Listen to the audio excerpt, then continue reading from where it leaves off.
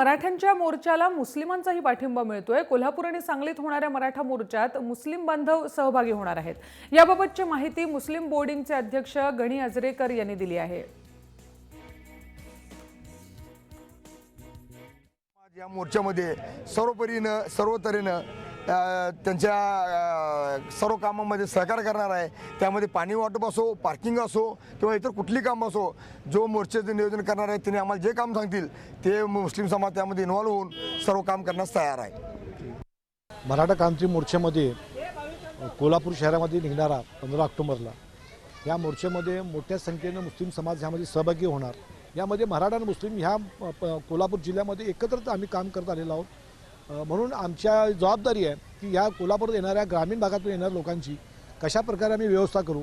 आम्ही आमची मुस्लिम बोर्डिंग आणि सगळी जमातीची माणसं ह्यामध्ये प्रमुखाने जी नगरसेवक, माजी नगरसेवक हे सगळे मिळून आम्ही त्या ठिकाणी व्यवस्था करणार आहोत।